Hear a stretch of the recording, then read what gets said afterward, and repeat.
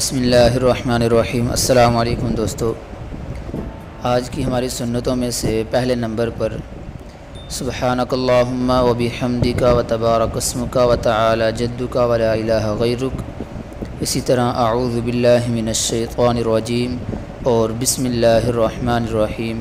ان تینوں کو جو ہے آہستہ آواز سے پڑھنا یہ بھی باقاعدہ سنت ہے۔ دوسرے نمبر پر میرے دوستو، ہر مرتبہ سورہ فاتحہ ختم ہونے کے بعد جو ہے آہستہ آواز سے آمین کہنا یہ سنت ہے،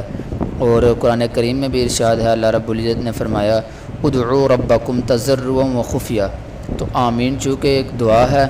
اور دعا جو ہے وہ آہستہ آواز سے مانگنا وہ سنت ہے، لہٰذا آمین جو ہے سورہ فاتحہ ختم ہونے کے بعد آہستہ آواز سے کہنا یہ سنت ہے۔